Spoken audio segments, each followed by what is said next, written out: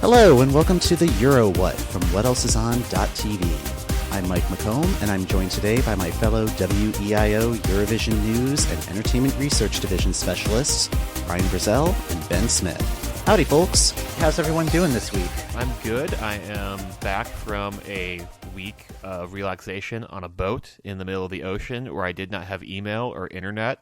It was pretty great. Oh, wow. How was being unplugged for that long? In fairness, I could have had internet, but just they wanted me to pay for it, and I didn't want to pay for it. And there was intranet on the boat, so there was at least that, where there was some internal chat stuff, which for a nerdy cruise ended up working out pretty well. Oh, that's good. That's awesome. Yeah, Brian, how are things going with you? Things are great. I work at a university and we're oh so close to spring break and yet oh so far. So I'm looking forward to spring break both in my work and in the graduate program I'm doing. So basically now till then it's just hanging on for dear life and trying to engage as much with the bulk of the Eurovision season as I can. It's been good so far. I was very glad to have a full weekend of Eurovision videos to watch and procrastinate with. Awesome.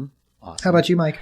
Yeah, things are good. Full disclosure, did not have a chance to watch any of the excitement that was happening this weekend. Been doing the Best Picture showcase, so seeing a lot of movies rather than watching Eurovision. There were a couple of movies in that mix where I wish I were watching Eurovision instead, but that's what YouTube is for, I guess. Praise YouTube. Yeah, I listened to last week's episode today just to make sure I was up to date on things. And guys, I have thoughts on last week's entries. Oh, really? I bet you do, yeah. So, I mean, if we just want to do like a real quick drive-by of these. Sure. Yes, just please. so that we can then dive into the new pile of entries we need to sort through. Let's just start with Greece. Greece, I mean, on one, I fully agree with you guys that it's Greece, and given how that they've shaken out, they're totally going to get through to the finals. This one is not clicking with me. Yeah. My notes from listening to it are, well, this definitely seems like it won by default. Huh. Which... Well, it definitely did, but yeah. I guess that's not like a damning criticism. I mean, it's like that is what happened. But on the other hand, like this is my, it was like my first listen to it, and as with these things, they grow on. Some of them grow on you, some of them you initially love, and then they just sort of turn into So we'll see how this one goes. Mm-hmm. I had a question about the Belarusian entry. Please insert "I love Belarus" clip here. I love Belarus. Wasn't this the one that the other participants were going to leave over because it was performed before September? Yes. Okay, I just wanted to be clear on that was the one, and that it won, and that they were also claiming that it was going to win because it probably was. Mm-hmm. This is the fully shenaniganed entry. So, congratulations, Belarus. Shenanigans. I love Belarus! Montenegro. This was another one where I was like, okay, this is fine. I like crazy Montenegro over sentimental Montenegro. On the other hand, I feel like the last time they had an entry like this, they actually made it to the finals. So, you go with what works. Anyways, that was my quick drive-by interpretation of what happened last week. While I was at the Best Picture showcase, there was a dinner break, and I was at a Greek restaurant and heard a dance remix of Greece's 2010 entry Opa, which was pretty nice. I mean, if you're going to hear a dance remix of that song, it's going to be at a Greek restaurant. Yeah, and this is the second time in Chicago that I've been at like a Euro place that has played a Greek entry. Just randomly. Like, I did not request it or anything. It's just like, yeah, whatever their Pandora is. It's just like, oh, all right. Nice to hear you. And it kind of got us chatting a little bit about like other instances where we've encountered Eurovision in the wild in the last week or so. Ryan, you had a couple that you wanted to mention. Yeah, I had two different ones. First of all, I was watching the Olympics, which if you did not watch the Olympics, I'm sorry, you missed a lot of really good things. But at the end of the figure skating competitions, and they pretty much run for the full 2 weeks, Medvedeva, one of the Russian women, did an exhibition skate to a song by Polina Gagarina, the Russian representative from 2015, which I was watching with friends who are also sort of Eurovision not nerds, but they enjoy watching me be a nerd about Eurovision. And so that was fun to sort of point that out and go, oh, hey, she was the Eurovision representative that got booed a lot, actually, in that Conchita Wurst had to yell at everybody and say, you all need to clap for her. So that was kind of interesting to see her sort of pop up in the wild. And the other one was I got a tweet from my friend who works at a local independent radio station, and she sort of reviews all the albums that come into the radio station so that people who might want to use them on their show sort of have a sense of what the album is. Mm-hmm. And one of the Lithuanian groups that were in the very long Lithuanian process sent their Eurovision single to the radio station. And so she tweeted me about it, and she said, my only question for you is, WTF is up with the guy in the ballet outfit and floaty. It was like a flamingo floaty that he was wearing. And he just sort of shows up in the background in the video, obviously not in the audio, but in the video, he just shows up in the background wearing this tutu with a flamingo floaty. He walks on stage, walks back off, and then comes back up later and starts dancing along. It wasn't really clear whether this was a person that was supposed to be there or not. Brian and I had a pretty long conversation about it. It's like, wait, is this like the soy bomb thing that happened to Bob Dylan like 20 years ago? And eventually we discovered that their most recent performance of the song featured this guy like front and center. So guess it's a thing. So he is their friend, and he has that pool floaty, and they've decided to let him be part of the group because we have 6 people anyways. Yeah. I'll be curious. Like they're in the semifinals. They perform on Saturday, so it's possible they could be the ones going to Eurovision. Who knows? Flamingo ballet dude. Do we have a name for this guy yet? Could be the next epic sax man. Who knows? Yeah, we need to come up with something between now and... Hopefully they don't get eliminated, otherwise... I think they will. It's a pretty uniquely terrible song. It's them just saying hello in a bunch of different languages. It's a pretty bad song. As someone who is completely unfamiliar with this, that was just great to get the context of, oh no, it's a uniquely terrible song. Yeah. Yes.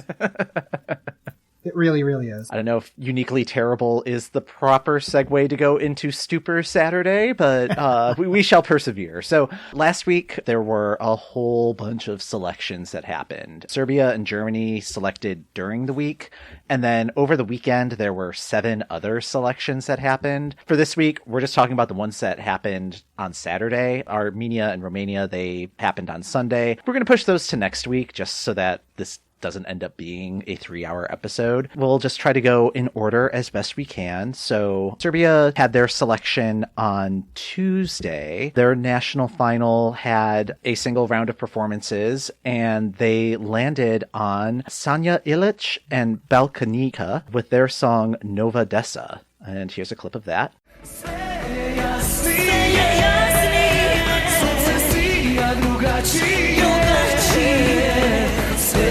Naši nova deca s nama stvaraju bolji svet.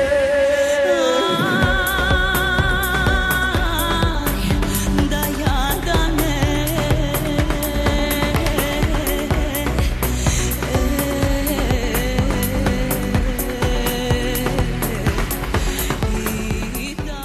So what do y'all think of this entry? My initial reaction, I sort of had 2 initial reactions. First was that it sounds, the first 60 seconds or so sound a lot like the Dragon Age Origins theme song. Mm-hmm. Like it's, sort of a woman singing like long notes. There's flute, like maybe a pan flute happening, and some big drums come in. And then the second reaction that I had was, or maybe it sounds like I just walked into the Nature Company at the mall, the store that like sells all the like rocks and stuff and the puzzles. And both of those things are compliments. I just have to point out. Yeah. To you. Like, this is not criticism. Those are both like, oh, this is my jam. Yes, I could get into this song. And then it kind of turns into something a little less interesting for me anyway. I mean, it's a good song, but yeah, that was my initial reaction anyway. Ben, how about you? My initial reaction was that I feel like Serbia sort of goes through a rotation of different song types. This sort of nice, ballady sort of a deal pops up every couple of years, and they're always very nice, and I tend to like them, and this one is no exception to that rule. Is it my favorite entry we've had so far this year? Probably not, but I think it's decent. Has good legs, good bones. I still don't know what I think about this one. I've had almost a week to stew over it. There are a lot of ideas that are happening with this song, and it just seems like there are 2 or 3 different songs that are kind of getting jammed into this, and it sort of works. I'm confused as to what my takeaway of it is supposed to be. Like, is it supposed to be an emotional song? Is it supposed to be like a pseudo dance track? Is it supposed to be both? Is it supposed to be neither? There's just so much going on. The vocals are impressive, but there's just a lot of contrast going on. There is a lot that I like about this entry, maybe not the song necessarily. So Sanja Ilic, he actually composed the 1982 song for Yugoslavia at Eurovision. It placed 14th out of 18, so it didn't do so great, but he does have some Eurovision experience. And he founded Balkanika. First of all, there's 11 members, so 5 of them are out of luck and are not going to appear on stage because of the 6 people on stage rule. So, they sort of have to draw lots for who gets to be on stage. And Sanya is the, in the video for this, he's the guy in the back playing the keyboard. I was kind of hoping he was like the old dude with the big hair and the flute. Yeah. But he's not that guy. I was a little disappointed to find out that wasn't him. But the mission of Balkanica is to preserve, revitalize, and modernize Serbian medieval and Byzantine music traditions. So I really appreciate, as we talked about, I like having sort of the folk traditions of different countries in the contest. And so I appreciate that Balkanica is gonna bring that this year.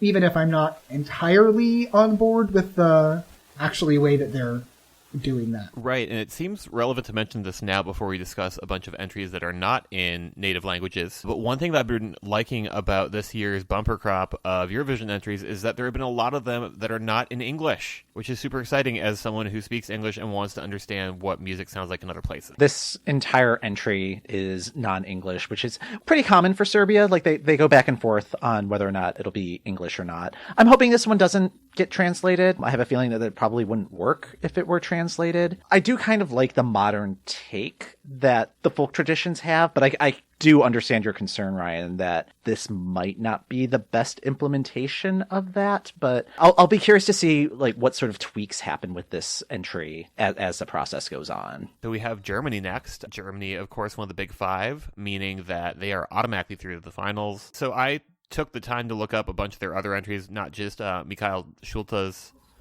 You Let Me Walk Alone, and that's probably for the best because like none of them were outstanding. But I mean, let's listen to this one since it did win.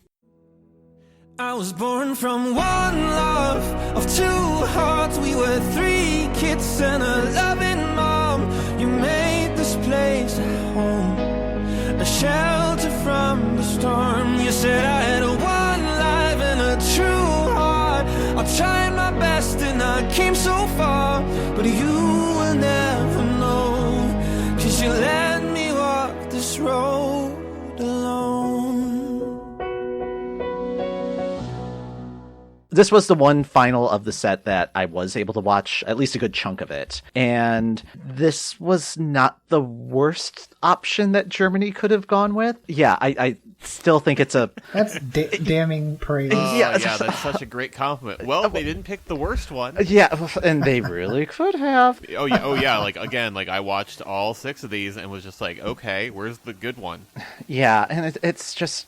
And there was also just some fishiness about it. Like, Jan Olassand was hanging out there and kind of did the same thing that he did with the French final, where he's just like, I'm so glad that you're having a final. And it's like, well, Germany usually has a final. I don't know why, like, this one is more special than all of the other ones that they've had in the last few years. But he was also in a position, and I think I missed this part explaining why he was doing this, but he was reading off points. I don't know if it was like the viewer votes that he was reading off, but he was in a capacity where he was giving points to songs, which, as the executive director of the Eurovision Song Contest, seems super sketchy. And I'm sure there's nothing sinister afoot, but it still left me feeling kind of icky about it. It's like, no. The head judge should not be part of the selection process. Jan Olassand, you're supposed to be an impartial judge. Mm-hmm. Was he making the decision, or was he just reading out the I decision? believe he was just reading out like the jury, well,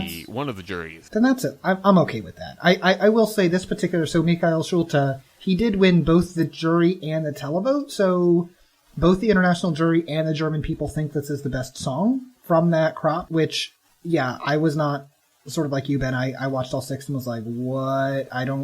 Should I root for one of these? I don't really particularly like any of them. This one reminded me a little bit of the song 1, 2, 3, 4 by the Plain White Tees, where in the chorus, it's like... It felt very Plain White Tees. Yeah, it's like 1 way to say 3 words for you. They like, and he does basically the exact same thing with numbers and sort of moving the chorus along. Mm-hmm. It felt a little bit reductive. And I'm not entirely... It's about his dad that died, right? I don't really know what the message of the song is. He's like, you let me walk alone. Like, is he blaming his father for dying? I don't really understand the emotional piece of this song. And maybe I just need to listen to it 1 or 2 more times, but I feel like an emotional song I shouldn't have to think too hard about. Yeah, my notes consist of the words blah piano ballad. Yeah.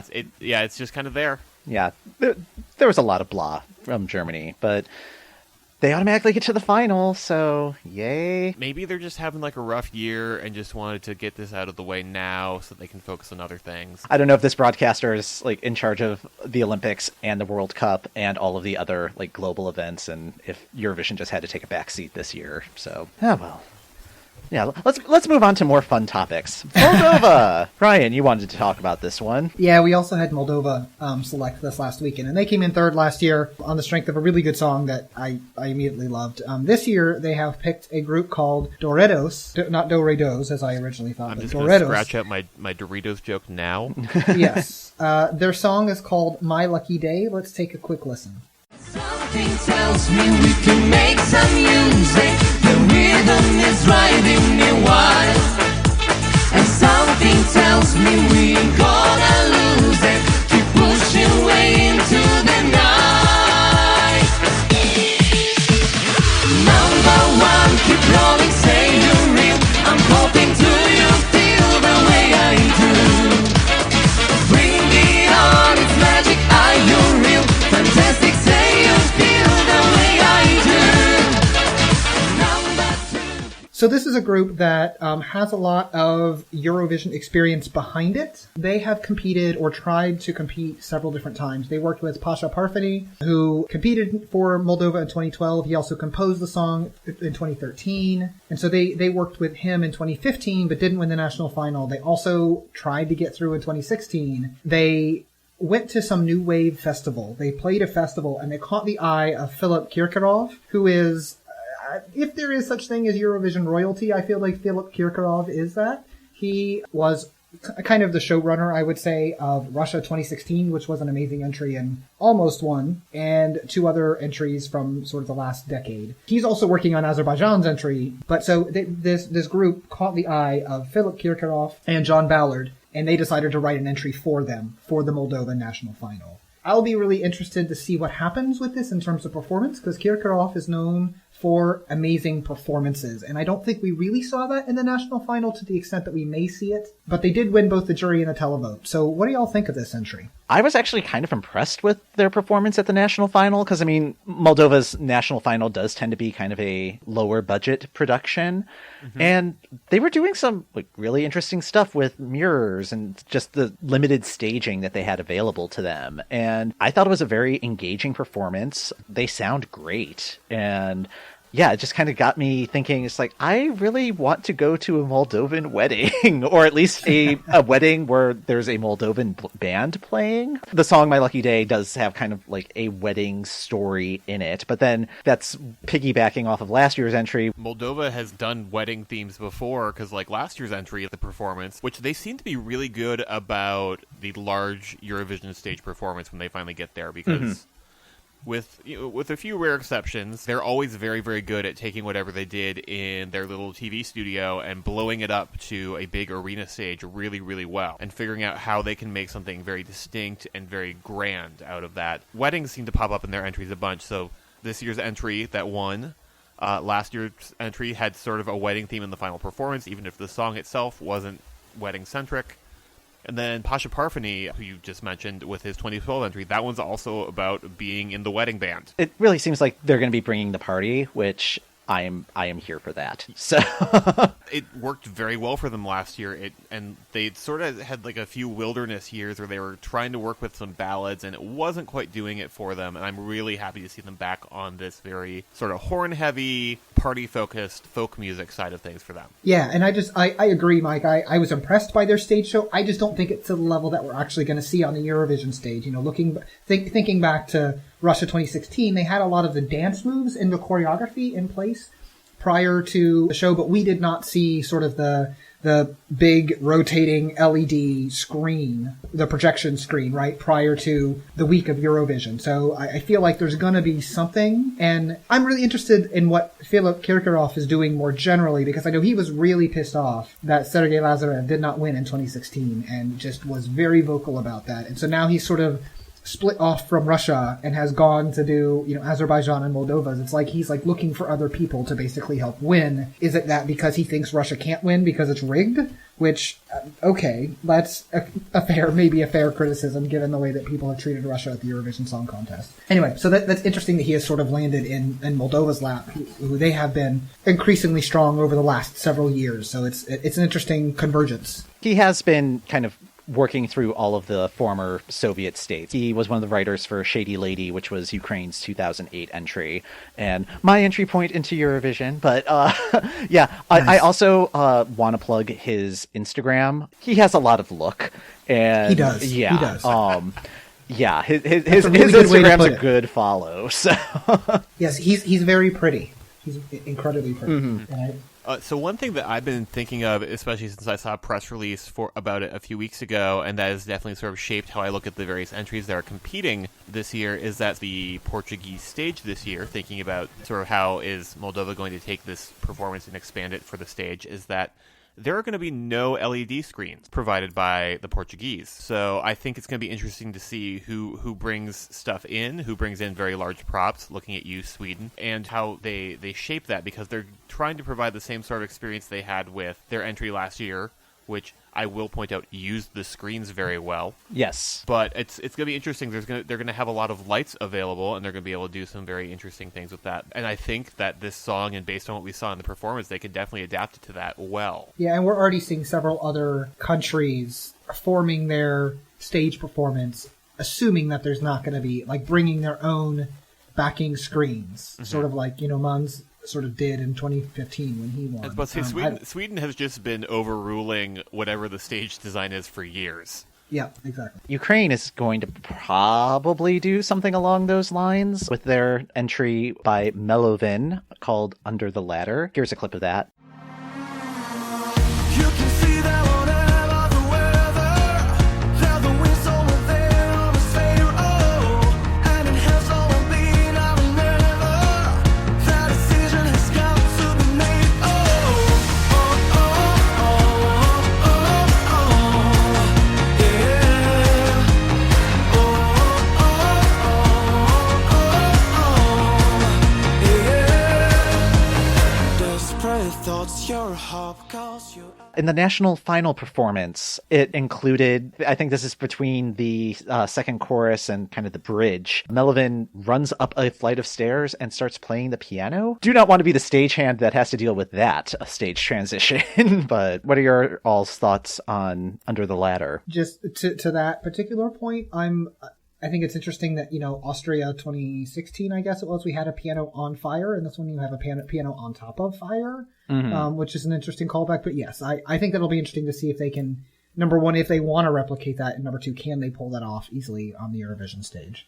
I think this is an okay song. This guy, Moldovan, he won the X Factor in 2015, the Ukrainian version of the X Factor, and he can actually play the piano. So he's not just sort of a random musician that they sort of pulled out of nowhere. So he's competed a couple times in the national selection process. He won the televote this year, was second in the jury vote. So, he's not one of those people that it's just, like in France, I think, where the public sort of overrules the jury. It's, this is a place where the jury was like, yeah, he's pretty good. And the public thought so too. So I like it. The beginning, the very first little snippet is a little bit misleading, I think, into what it ends up being. But overall, like, this is a tune that I can see myself getting into. I'm not super in love with it yet, but it sounds like the kind of thing that I will enjoy more as time goes on. I really liked it from what I heard on this first pass through, and I think it will also continue to grow on me.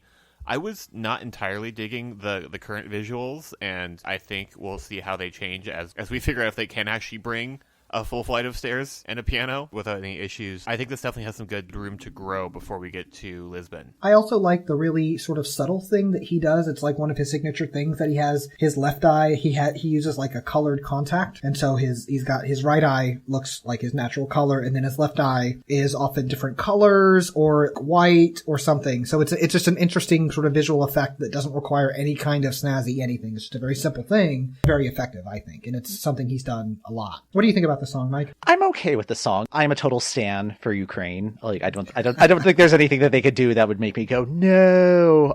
Like, last year's entry may have been my least favorite entry of theirs, but I still really liked it. I think this is going to be one that I'm going to have to give some time to grow. Like, it feels like it's a lot more hook than substance. He's a good singer, and I think this is going to be one that if they can figure out an effective stage performance, that it's going to perform really well. And yeah, I mean, Ukraine is one of the few countries that has never missed a final any year that it's competed, and I don't see that changing this year. Not good, Mike. Yeah. So one thing that you guys mentioned in last week's conversation, because callbacks are fun, is that Ukraine's judges tend to be much more involved in their critique of the song. Did anybody watch that? Was that the case this year? I was not able to watch any of Ukraine's process. I did not watch it, but I did see that it was scheduled to be like 4 hours long. So, okay, I so assume yes. Told you. Yeah. Rigorous critique. But I did see it was 4 hours and then went the other direction. Yeah, there were only 6 songs, so yeah, that schedule does not sound off at all. So. Yeah, maybe it was 3.5, but it was a lot. Yeah, it was a lot. It does a lot. 20 minutes for each of the performers to like have a full cry. Ukraine takes this very seriously, and the work shows, like the effort shows. Mm-hmm. Yeah, so. Let's say on the other hand, it's a process that seems to be working for them. So in addition to Under the Ladder, I was sort of poking through the other entries, and Teyana, who I believe came in either second or third, had a very, very solid entry with Lelia. Yeah, that one I know was one of the favorites among all the other blogs. If Under the Ladder had not won, I think Lelia was the next choice. The next one that we have in our marathon of selections is Slovenia with the song Hvala ne by Leah Sirk. Yeah, here's a clip of it before I squee.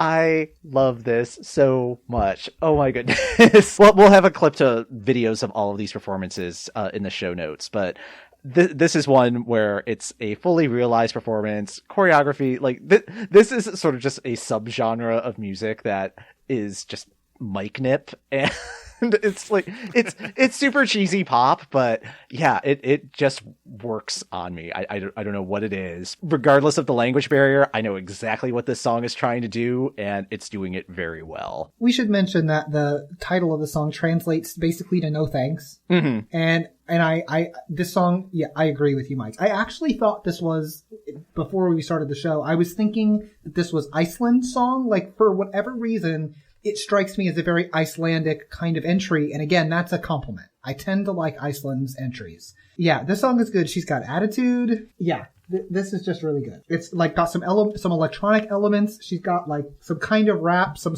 rap singing-ish in there. This is one that's definitely going to stand out from the crowd. It's not going to get lost in the middle of a bunch of ballads. Oh, no, not at all. No, though. This one is very distinct. Yeah, so this is really good. And this is another person, Leah Shirk, who has previously participated in a bunch of national finals.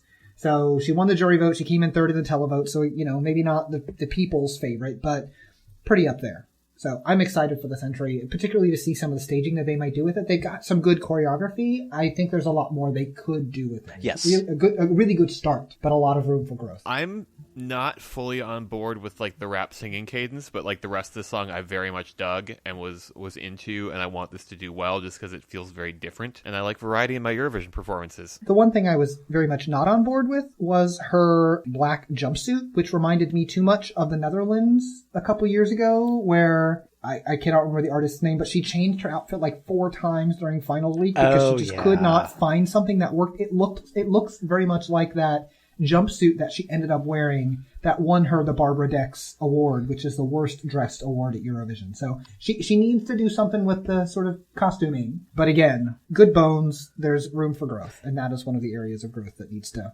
occur, and quickly. I think the other area that needs a little bit of improvement is the chorus of the song. It feels like it's 95% of the way there, but there just needs to be some sort of pepper or something that is cutting underneath it. Like it just feels like there's some sort of contrast that just needs to be happening in there, because otherwise it's just kind of coming across a little monotone with the rest of the song. This is such a reversal from what Slovenia sent last year. What did they send last year? I don't even remember. They sent On My Way, which was just this super syrupy ballad that I just called, which I realized like at Eurovision that just based on the staging where it's like, oh, he looks like he's sort of in a spaceship.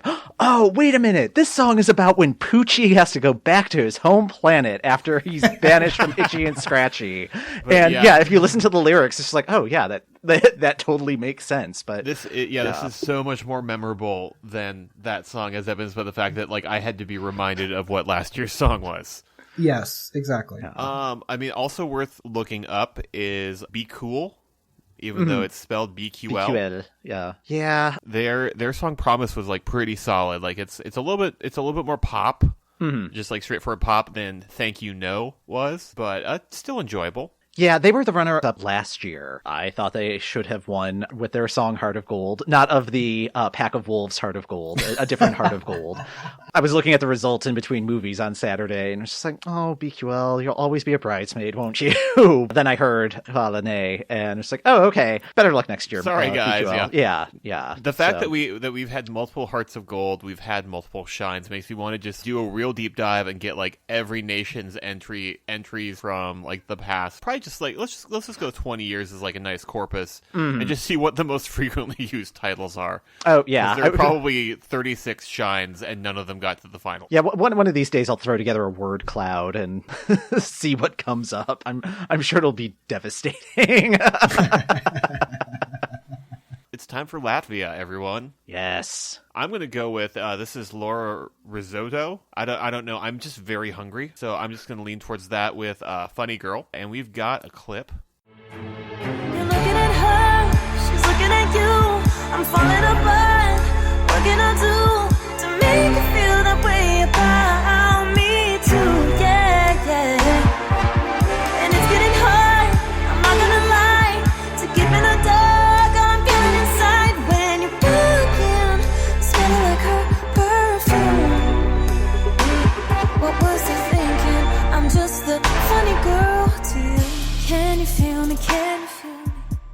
So, as someone who's been a fan of Latvia's entries the past couple of years, this felt like kind of a misstep for me.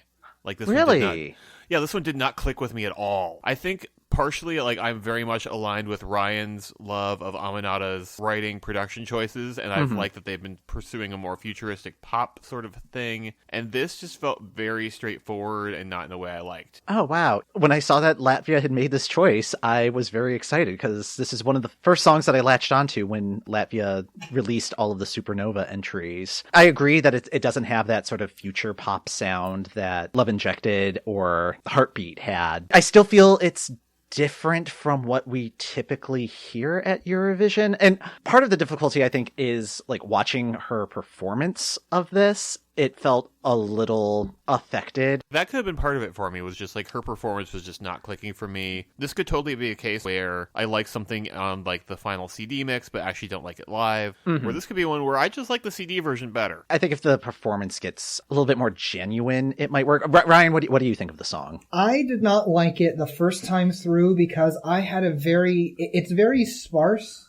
in the opening verse, and I found it hard to find the beat. I couldn't figure out what the like time signature of the song was, and I've been a musician for a long time. I typically can pick up on that very quickly, and I just couldn't find it. And so I didn't really like it. And then I went back and listened to it a second time and was like, oh, now that I sort of know where the beat is, now that I know what to expect of the song, I really like it. It has a James Bond sort of mystique that I enjoy. I like her. I mean, there's too much hair flipping. I like the hair flipping, but it's just repetitive. And I also like, it feels kind of musical theater, both James Bond and musical theater, which are like two completely different scales, which seems like a weird combination. So I think if they're able to do with the song what the UK was able to do with Lucy Jones last year, part of the reason I liked that song so much is because it was very musical theater, and they kind of pulled it back and were able to do some amazing staging with that song, and it turned out really, really well. I think if Latvia can do that same kind of thing with this, it'll end up really, really well. The thing is that Laura has a lot of musical training. So she is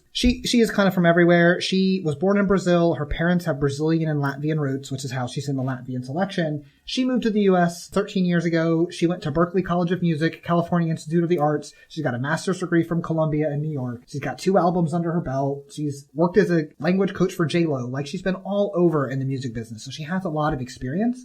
And she's one of these people that I feel like will be able to pull off that stage performance where so many other people fall flat because they just don't have the experience to do that. So I like the feel of it. They've got some editing to do. It's too long by about 15 seconds. Mm-hmm.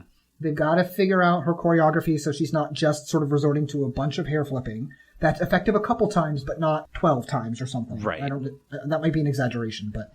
So, yeah, but it's a small exaggeration if it is one, right? I like this song. It's got some work to do. I don't like it as much as I liked Lucy Jones's song last year, but that's sort of the niche that it fills for me. It's that sort of musical theater, mystique, a really good singer with, and she reminds me a little bit of Lucy Jones too, right? Who had a very, let's call it interesting stage presence in the national final that I think would have turned a lot of people off. I'm bullish about the song. I think it's going to be really good. Yay. I mean, on the other hand, so it is in semifinal 2, which is sort of stacked. Is that against its favor? Possibly. That is the tricky thing about this particular set of songs. Aside from Germany, all of the songs that we were talking about in this episode are going to be in semifinal 2. It's a pretty stacked field once we get a sense of what final versions of final versions and sort of what the field looks like as a whole. Yeah, and this may be one that is going to have to rely on position in the running order a little bit more than other entries will. Like, Sweden and Russia will probably do fine wherever they are. Latvia, if it gets paired up with something that could potentially drown it out, it could become more of a bubble case. I think this stands out. So far, anyway, I haven't seen any other kind of James Bond-ish things, right? The last James Bond song I can remember was 2014, Austria, the Winner, right? And this is not on the level of that song. I thought that song was a much better song and a much better performance. But it's that same sort of niche that I don't really see anybody else filling. So, I mean, I think, yeah, you don't want it to get sort of lost in the shuffle, but people are going to remember this song because it doesn't sound like any other songs in the running so far. Who knows? Yeah. Who knows coming? But speaking of drowning things out, shall we talk about Hungary? Let's, yes. So Hungary has a group called AVS or AWS. Their song is called Viszlát Nya. Let's take a quick listen.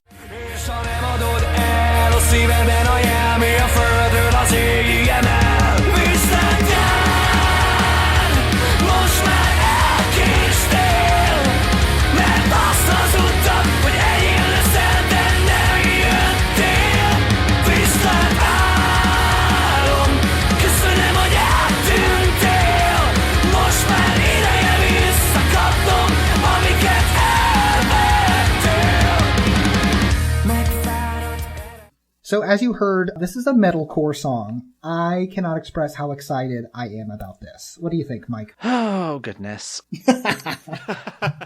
Okay, so I love Hungary so much, and this kind of song, just hard rock, heavy metal, just has such a spotty track record at Eurovision. And I feel like this is executed at a very high level. Like, it is a good hard rock song, but I can see a lot of people being turned off by it just by virtue of it being a hard rock song. And this kind of goes into what my concerns are with Hungary's process. As much as I enjoy Adal, the way that their final works is they have 8 performers. All 8 perform their songs. It's a jury of 4. Each juror will give points to 4 of the entries: 10, 8, 6, 4 points. Whichever 4 acts have the most points after that disbursement will go on to the super final, which the public will vote for. AVS they barely finished in 4th place. They had 6 points because one juror gave them 6 points, and they beat out the other hard rock song by Leander Kills, which had 4 points, which was given by a single juror. So that was just kind of weird, but then like they won overwhelmingly by the audience vote, apparently. So I guess I like the idea that this was a pretty much a publicly selected song since the jury was not giving them any love.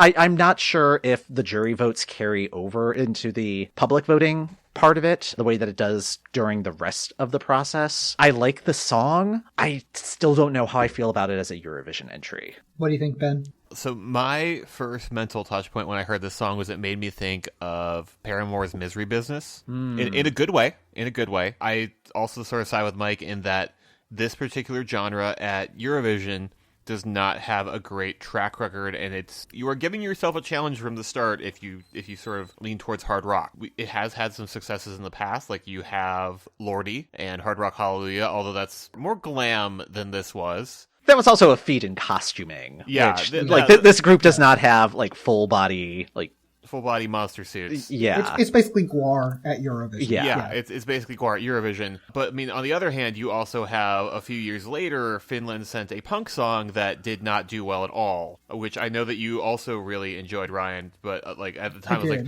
this is not going to do well. I love the spirit behind this, but this is not going to do well. But is the question, is it a good Eurovision entry or do we like it? I don't think this is a good Eurovision entry. I don't think it's, is this is in the second semifinal as well, and the stacked semifinal is probably not going to go through if that's the case. I'll be glad if it does. But it's so refreshing to have something just so different. I mean, there's a lot of screaming in this song. And I was, part of me wonders whether they actually wanted to win. So I looked at I took a screenshot of there's 5 band members and the different reactions that each of the band members had upon being announced that they won. There's like one guy who's like laughing. There's one guy who's like flipping out, like what just happened? The lead singer just kind of standing there, right? Like I kind of wonder whether they were actually in this to win it or whether he was just maybe in shock or something.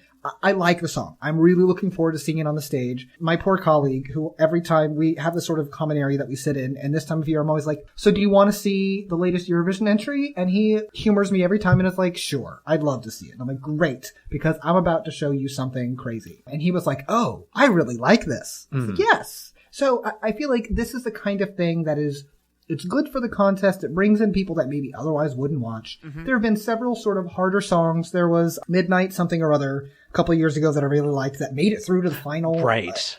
In part based on some really great camera work. That was 2016. It was in Sweden that year. So I think camera work carried that through to the final. But Midnight Gold, that's the name of it. I'm really excited about this song. Again, it's something completely different. I think as a metalcore song, it's really good. It's really well done. It's clean. There's some actual singing. There's a lot of screaming. It's called Goodbye Summer because of course it is. And this particular band in the past has done a lot of political stuff. They featured they called out politicians in their stage shows. So they're not afraid to sort of dig into a topic. Like they've done songs about climate change. I don't know exactly what this song is about. They've got 7 albums as a band. I'm excited to see them there. And I hope they go through. I think they probably will not. I think your point, Ben, about like this is not, and Mike, this is not a good Eurovision entry. I think that's on point. Mm-hmm. I still love the song and I hope it does well. I'm just looking at this photo that you posted of their reaction winning. I just love the tableau of a few of them are just not sure what just happened. One of them has just completely lost it in the background. And again, the lead singer is just kind of standing there like, oh crap. This was just supposed to be a promotional thing for our band, and now we have to do this thing. I don't know if it's necessarily that, just because, I mean, like, they know what the jury score is going in. So, like, they know that they're going in, oh, we're in 4th place, and by a pretty wide margin between them and 3rd place. Like, I'm sure some of the shock is just like, oh, really?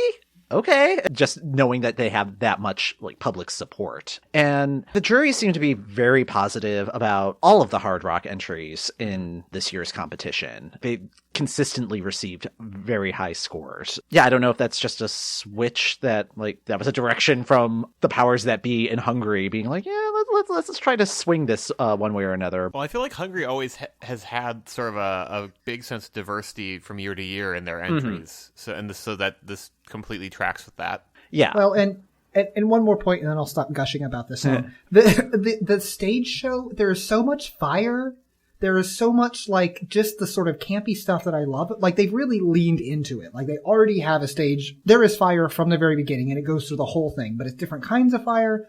And there's this one moment that I think the moment that the song really won me over. Up until this moment, I was like, wait, what's happening?